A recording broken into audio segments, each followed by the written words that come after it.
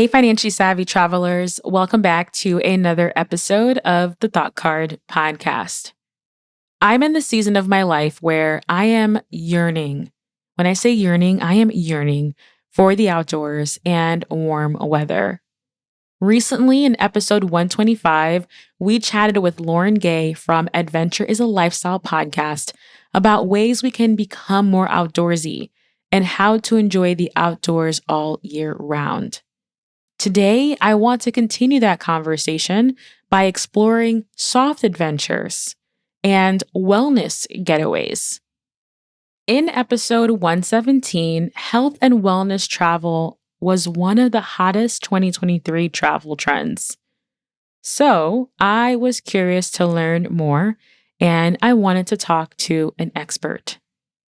I'm joined by Olivia Christine Perez, an outdoor and travel wellness expert, and the creator of Oh Christine, a platform inspiring over 65,000 women and diverse communities to travel more and get outdoors for their well-being. In this episode, we discuss soft adventures and who they are best suited for, things to look for when planning a wellness getaway, as well as ways we can make outdoor travel experiences more affordable.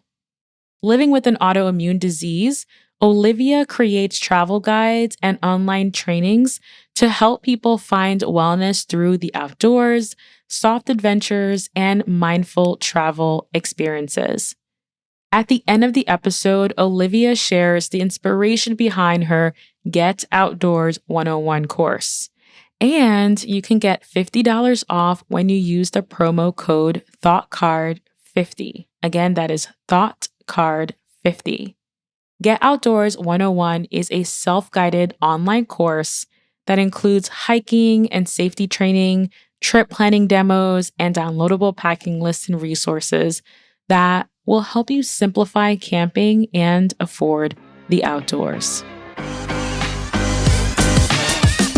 Welcome to the Thought Card, a podcast about travel and money, where planning, saving, and creativity leads to affording travel, building wealth, and paying off debt. We are the financially savvy travelers. So, Olivia, you have an amazing quote on your site where you say, travel helped me do a health 180. So when was the moment for you when you realized that you wanted to prioritize or maybe needed to prioritize health and wellness in your travels? Yeah, so I have an autoimmune disease. I live with lupus nephritis, and I was having really bad flare at the time. This was around 2012, 2013. And it got to a point where I knew I needed a break. I was working in the corporate world and I just needed a vacation, but one that was going to truly allow me to unplug. So I did take that break. I did unplug. It ended up being a prolonged vacation that I definitely needed. And when I got back to the doctor, who for lupus patients is a rheumatologist, one of the first things she said was, your labs are looking great. Whatever it is that you're doing, keep doing it. Now, that might sound really just mundane, but for a patient who has an autoimmune disease, they know that getting better from a flare is a long-term thing. It is a slow and steady wins the race. There is no rapid solution for that. But for me, stress was a huge trigger in my life and with autoimmune lupus flares. So to hear her say that to me and to realize that there was something that I could unlock here was huge. And I think that really got the wheels turning in my mind of there's something here, there's something that I can further pursue. And there's something that in order for me to retain wellness and live a life well lived, like I need to further look into what about this vacation helped me get to that point. So would love to hear, what about that vacation was restorative for you, health-wise and wellness-wise? And did you go back to corporate or did you decide to go off on your own and create your own platform? So I ended up staying in corporate for about 6 months after that. And that really set things off for me. And reflecting on that trip and the trips thereafter, I realized that nature was a big one. I'm from the South Bronx. Like, we don't have nature, going to parks, doing things that might seem simple for others was not simple for me and was always quite an effort to achieve. And if it weren't for the opportunities that I had sprinkled throughout my life to access nature, I can't imagine what the average person from the city would do in order to access that. So, reflecting on those vacations, nature was one of them. Those two vacations that I took were in Costa Rica and Nicaragua, and they were definitely in the mountains, they were at the ocean, just really basic, nothing expensive, nothing fancy, but constantly surrounding myself in spaces where you can really use all of your senses to experience nature. And the biggest thing on top of that was, at the time, especially, there wasn't really connectivity. So I was physically unable to be plugged into like my phone, checking emails. So that ability to unplug, that ability to soak in nature with all of your senses, and that ability to kind of create new boundaries, see what stress was doing in your life and what a reduction of that stress could do in your life. Those for me were the highlights. I love that because I'm also from the Bronx, not the South Bronx, but I am from the Bronx and I did not grow up around outdoors at all. Like the park was a cement park. Yes, exactly. But interestingly enough, also, like my family's from Haiti, and every summer I would go to Haiti and we have an estate. There's greenery, farms, animals. So it was always a huge contrast for me. And being able to unplug and unwind as a child was so, so, so important. So, in many regards, I definitely understand where you're coming from, especially growing from the Bronx. So, what was your experience like when you were younger to the point where you're like, I want to go to Nicaragua. I want to go to Costa Rica to experience something that's so different. What was it about those destinations that like drew you in the first place before you even knew the benefits that it could have on your health and wellness? Sure. It's really funny because at the end of the day, it's about affordability for a lot of people, right? And so for me, it definitely was about affordability. I had this thing where in my mind, I had to only choose flights that were under $500. Like, that was my internal rule. And so what I really did was I let flight prices lead the way. And I stopped being attached to dream destinations, so to speak, because I knew everywhere was on the list. So I would eventually get two different places, but I didn't want to get to those places at the expense of my financial wellness. You're speaking my language because Yes. that is 1,000%. Like for a long time, that was my financial principle when it came to travel. I definitely feel like I've veered away from that. Our travel styles evolve, but I definitely 100% agree. Now, one of the interesting terms that I feel like I've been hearing quite a bit recently, and a lot of it actually comes from your platform, Oh Christine, is this term called soft adventures. So, can you break that down? What is it, and who would be the best fit for that type of style of travel?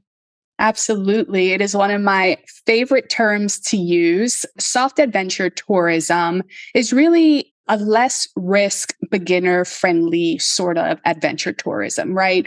When you think of adventure tourism, everyone's mind goes straight to the rock climbers and the extreme sport, and it feels really intimidating. And when you're from the city, or even if you're not from the city and you're just a beginner in general, and you feel that the outdoors isn't really in your wheelhouse, soft adventures is a great way to introduce the outdoors to you. So you have different types of soft adventure. For me, as someone with, again, lupus, I suffer from symptoms of joint pain, joint inflammation. And so low impact soft adventures are really important for me. So you can see soft adventures like horseback riding, walking, hiking, a little bit more intensive hiking, but you can choose the level that you want. You have camping, snorkeling, boating. There's so many different types of soft adventures. And it's a really great way for destinations as well to become part of the outdoor travel sort of movement, because you don't have to be Colorado in order to be a great outdoor destination. You can really uplift the trails and the bits of nature that you have within your own destination in order to get people getting outside more. And I know that there are now segments that actually drill down soft adventure. And one of them that you talk a lot about is low impact travel. What does that look like? And do you have any favorite destinations that you feel like if you're looking for that type of travel, you should definitely go to these locales? Yes, again, you have your horseback riding, your snorkeling, your walking, hiking, your camping, biking. That's another one. There are a lot of different sort of locales. I really don't like to minimize a location to specific activities because you can really do so much of this pretty much anywhere. But I would say if you wanted low impact soft adventures, don't discount the national parks and state parks, because a lot of those parks are geared toward families and retirees, because those are usually the groups that have the time that they're setting aside in order to go and experience these parks. And while social media definitely glamorizes the influencer in a national park or all of those like really cool and unique shots, and when you're actually there, you just really see a whole lot of families, a whole lot of people that need a lot more accessibility. So I would say if you're looking for low impact, don't discount national parks and state parks because they are likely regulated. Most of them, if not all, are regulated to the point that they have to have certain types of trails, certain widths, certain flatness. And if they don't, they will tell you very well in advance what is and isn't for your experience level. I would also say don't discount just cities in general. So go canoeing in Grand Rapids, go horseback riding in Aspen, go kayaking in the Midwest, in the Great Lakes. There are tons of opportunity there. And internationally, if you wanted to try different outdoor activities, especially ones that are soft adventure friendly, I would say choose countries that are popular for their tourism because they're more likely to have different tours, accessible trails, and lots of clear information in both their native language and English to help you navigate that space. I love that. So instead of taking an approach where you're like, okay, these are the top destinations or the 10 destinations, it sounds like you're saying, look at the activities that are available that you want to partake in. And then from there, see if that's an opportunity or that's a possibility wherever it is that you want to travel. Am I getting that right? Absolutely. So that's how I choose my destinations. For me, it's really about the activity. So if I'm yearning for the desert, then I'm going to head to an area that is known for that. So you have your Death Valley, your Joshua Tree, you have different areas like that. But if I want something a little bit more alpine, I might head to Maroon Bells outside of Aspen. Or if I want more of the lakes, I might head to Sleeping Bear Dunes in Lake Michigan. So there are different areas that you can really dive into, explore, and make the most out of it. But for me, when I'm choosing the best outdoor destination, I think first, what kind of activities is really going to fulfill me? I love that. How do you stay organized with all of the inspiration, right? Because we have Pinterest, we have Instagram, as I say. How do you stay organized or keep track of all of the opportunities and soft adventures that are happening around the world? That's a really good question. I have a couple of ways. One, there's the really simple way of creating little wish lists for yourself, right? A lot of these social media apps can have save buttons, bookmarks that you can create. So on my Instagram, for example, I will have a save collection for every destination that is on my wish list. And as I continue to see things that I come across, I might save that. And now in the saved collections, I believe you can actually, I feel like I just saw this pop up, but you can share your saved collection so that an additional person can contribute to it. So that was definitely something that I wasn't using before that I am using now. Another way that I work on these ideas is I create shared Google Maps with my partner and I. So my husband will have his version of it. We're sharing the same version. So my husband will, if he sees anything, he'll add to it. I will add to it. I also have an Excel sheet that when it gets closer to actually planning the trip, I start breaking down just so I can have a better idea of expenses.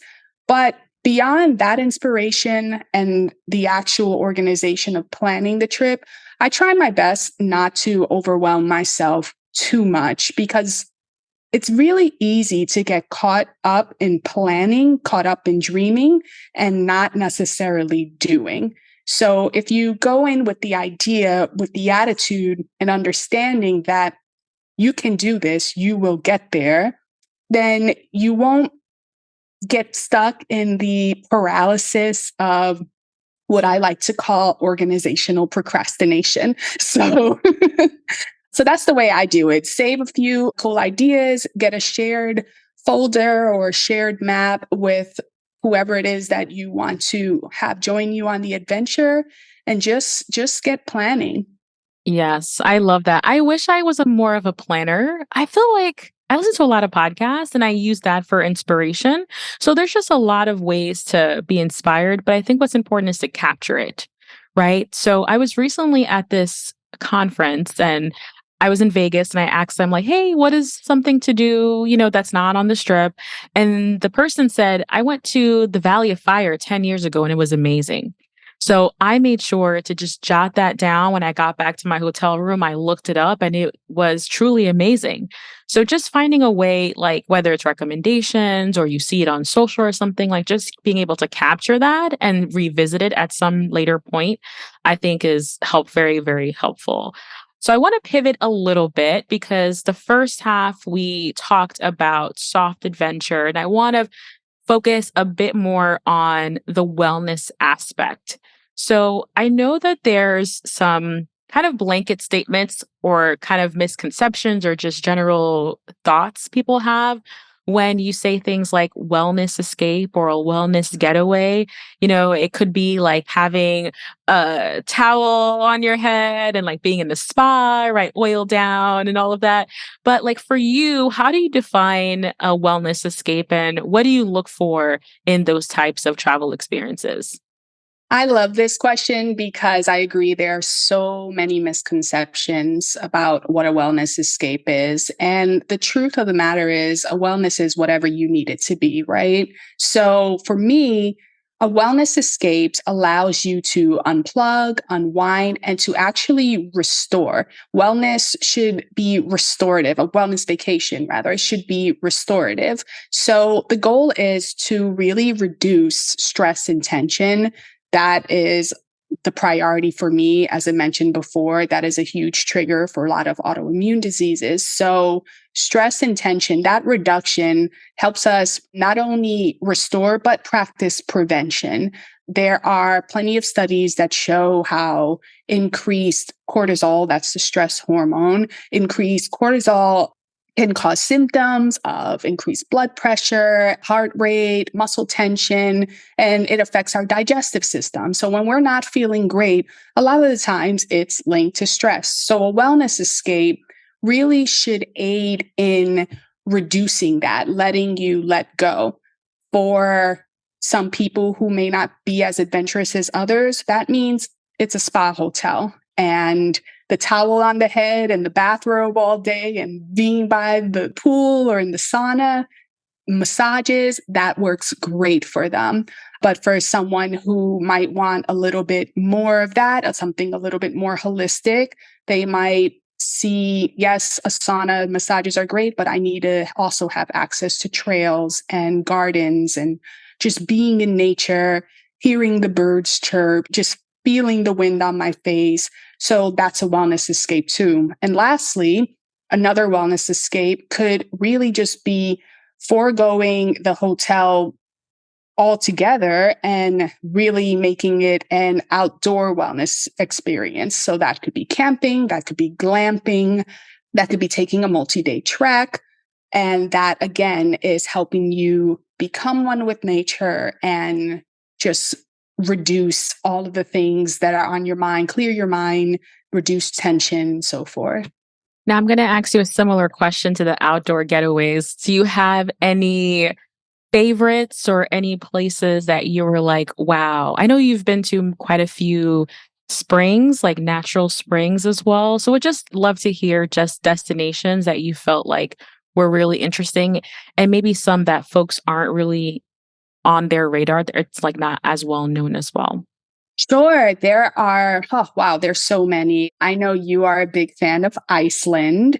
And so Iceland is one of my favorites when it comes to hot springs and just really immersing yourself in bath culture. Morocco is another favorite of mine because I am obsessed with hammam culture and just like it's the full on bath ritual experience. Costa Rica is dear to my heart. It was one of the first places that I went. It is rich in yoga retreats, and you can also find that in Nicaragua, in Bali. So, those are a lot of places that are really common yoga retreats, surf retreats around every corner. And if you're thinking about more locally, I find that Colorado is a really fantastic place for visiting different types of hot springs. There are also, I think California is a great state as well for the abundance, and Arizona for the abundance of spa hotels that are there. But frankly, every single state has at least three great spa hotels within, whether that means it's a great hotel that is paired with nearby baths or nearby acclaimed spas for that area. I love that. I recently went on a few spa experiences. I was never in the income bracket to be able to do that. And I definitely want to talk about like affordability when it comes to these types of travels. And recently I had my first experience and it felt life changing. Like I was so calm, so relaxed. And it was the first day of that getaway. So it kind of set the stage for like the rest of the experience. And I loved it so much that in my hometown, for the holidays, I gifted my mom and my mother-in-law a spa, like a 1 hour spa treatment, because I wanted to share that experience with them as well. So, yeah, I'm opening up to a lot of different ways that wellness can appear. And while you were talking, something for me, like I think of wellness a beautiful viewpoint. Like whenever I go to a destination, I'm always in search of like the beautifulest viewpoint, whether it's in a skyscraper or we have to walk to the top of the castle or it's like snorkeling and you're like seeing the views. So I'm just so grateful for the gift of sight because I feel like I could always feel relaxed when I could see a beautiful view. So just some couple thoughts that I had there just from my own personal recent experiences, but would love to talk a bit more about affordability because I also feel like there's this misconception, even I had it, that it's like it has to be break the bank once every 5 years type of thing. So do you have any tips for being financially savvy when it comes to these either wellness getaways or just being more outdoorsy in general? I think that's such a good point. Often the popular wellness getaways come under the umbrella of being extensive wellness retreats, right? So often if you see them online or if you see an ad served to you, it's like along the range of three to $7,000. And that feels really inaccessible, especially most of the time, the people who really need the wellness are people who are being overworked and underpaid. Or we can just go down the list of how it becomes more and more wellness being a perk for the rich and not feeling as accessible for those who may not have the funds. But the truth is that there are different ways that you can achieve a wellness getaway. And for me, I think creating a DIY version of it, that means sort of putting it together yourself, really helps to cut the costs. Most of the time, these more expensive wellness getaways, and expensive being quote unquote because everyone's budget is different, right? But most of the times, a lot of these higher cost wellness getaways are being led, are often offering some sort of either private within that specific group sessions. And if you embrace a little bit more of a DIY aspect, you can really get a wellness getaway for yourself for the weekend and sometimes even longer for under $1,000 and really be able to have a multi-day getaway, whether in your own backyard, whether it's a road trip to somewhere else. And often that comes from booking a hotel that already has those amenities, taking advantage of midweek and shoulder season or low season pricing, and choosing to maybe have it be a 1 or 2 night wellness stay instead of a 5 night wellness stay. I'm a huge fan of breaking up these wellness experiences throughout the year as opposed to stressing yourself out for an entire year and hoping it all goes away on a 2 week vacation. So those are like some of the immediate ways that you can do that, getting a hotel and making sure that they have the amenities there and then taking advantage of special pricing. I love all of those. And for the camping side, which I've talked about this and I'm like, I want to do this year and it's going to happen and working on it. I know that camping is traditionally like a lower cost alternative to like lodging, accommodation, that sort of thing, traditional. So, what are your thoughts on camping affordability and even those misconceptions of like having to purchase all of these camping gears that are not cheap all the time, you know? So, I'd love to hear your thoughts on affordability in that regards as well. Yes, I love sharing this information because I think that the outdoors sort of goes over a lot of people's heads in terms of what's affordable and what's not. And the one thing I like to really kick off with this statement is you don't need all of the cool gear that you see. You don't. And one of the things that everyone is always surprised to hear is that I have never purchased a hiking boot. And I've hiked all over the world. I have done the biggest treks, and it's been more than sufficient in a proper hiking sneaker that I can also wear in the city. And so, like, that's one example of you don't need to fully splurge on things just because you see it on social media. Talking about the more affordability of the outdoors and camping, especially, there are often free entry days in the national parks. Their state parks, if you're a resident of a state park, you can often access those state parks for free or much reduced pricing. And for camping itself, people are often very surprised to hear that camping, especially camping in national parks, are quite inexpensive. I've camped in the Grand Canyon where I was walking distance from the canyon itself. And I've been able to get a camping site for $18 a night. And so that's often pretty surprising for a lot of people. In terms of gear, I highly recommend looking into used gear. The tent that I've had for years, I bought from an REI garage sale, which is like this annual, it might be semi-annual, but it's either annual or semi-annual. And you get on this line and they have this little garage space and it's a whole bunch of used gear. And I think I got my 4-person tent for maybe less than $100 and it was valued at like $500. And I've had it for 7 years now. So there's so many different ways that you can take advantage of that.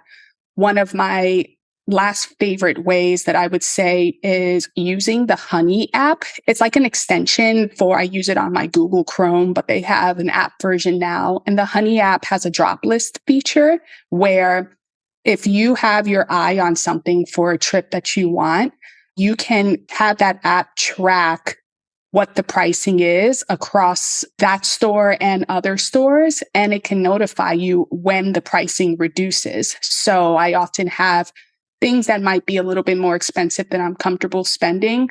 I just track the prices for them so that I'm not wasting valuable time price researching and I can be notified. Ooh, that's a new one for me. So I'm going to make sure. I love those extensions because it's like you're living your life. And then all of a sudden you get a notification, here's a savings or here's a deal or whatever cash back. So the Honey app, and I will make sure in the show notes to have the link there. Now, I know, Olivia, in your Get Outdoors course, you go way more in detail, step by step, provide tons of resources, checklists, packing lists, and quizzes. So would love to hear more about the course. Who is it for? And what will students be able to take away from enrolling in the course? Yeah, so the Get Outdoors course is really about helping beginners learn how to plan their trips with confidence. I am passionate about just making sure that people can have memorable experiences that are safe and that actually let them unplug. There's too often, especially again with social media, too often we try to emulate what we see and we don't really understand the planning that goes behind it. And on the flip side, there are too many times where we see something really beautiful and we think because it's beautiful, it must not be attainable or accessible to us. So it's a self-guided course. It's an online course and it includes hiking and safety training, camping tips, and it also includes demos. So I full on show people how I find hikes, no matter where you are, whether you're in a national park or in your own backyard, how to find great hikes that are near you and that fit the features that you're looking for, whether that's a waterfall or, you want a beautiful mountain peak. So there's some demos there. There are also demos on how to actually book campsites. And I've gotten a lot of feedback from my audience over time where I once thought that giving someone a demo on just how to book a campsite felt almost too 101. And I was afraid that it would be too simplified. And the feedback I received was that so many people were afraid to even start getting outdoors because they were embarrassed to ask, well, how do you book a campsite? And I realized, wow, there's a lot of gatekeeping here and there's a lot of discomfort in someone being able to simply say, I don't know what to bring when my friends ask me to come camping with them. I don't know how to book this campsite, even though everyone says it's easy. No one's actually telling me what makes it easy and where to go.